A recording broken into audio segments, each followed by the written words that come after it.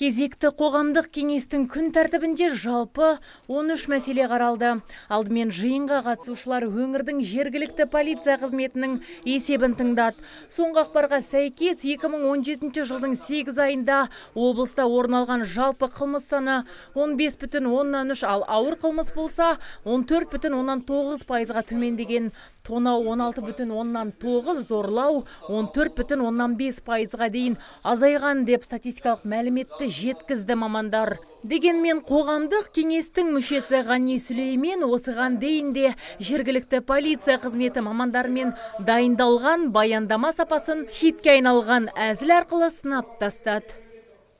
Нететін болатын болсақ, жергілікті полицияның баяндамасы зың-зың дейміз, үңіліп қарасаң дың-дың, бірақ халықпен ешқандай байланыс жоқ, дың-дың.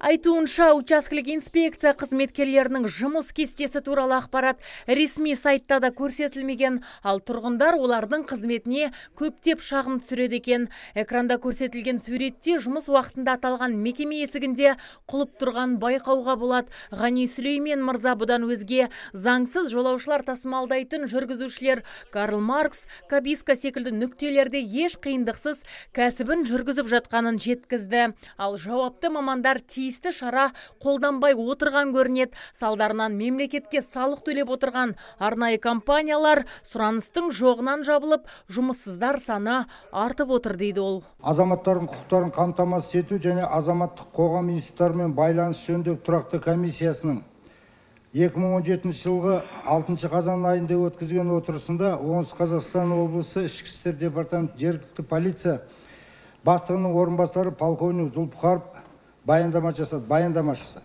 Яғни баяндамаға сәйкес қылмыстың төмендеп, әкімшілік айыппұл өсу динамикасы жоғарылап, жергілікті полиция жұмысына оң баға беруге тұрарлық.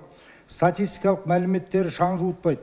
Алайда баяндамаға басқа қырынан қарап, ой толғауынан өткізсек, мүлден басқа көрініс көрінеді. Қоғамдық кеңес мүшесі айтып отырған басқа көріністің бірі міне осындай. Мына суретте жол полиция қызметкерлері түскі және жұмыс уақытында дәмханада өткізгені көрсетілген.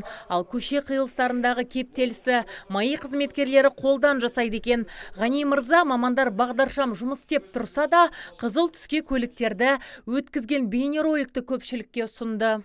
Бұның бары қазір камераға түсіп отыр, ертеңгі күні барлығына хат келеді, немесе сот тыңдаушы 25%-мен тағы айыппұл алып алады. Айтылған мұндай кемшіліктер қатары шаш етектен. Дегенмен кезекті жиында облыстың статистикалық қылмыстық карта жобасы да таныстырылды.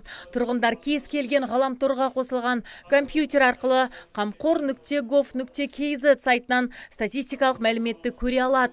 Мұнда қызыл нүкте арқылы қай көшеде қандай қылмыс жасалғаны көрсетілген.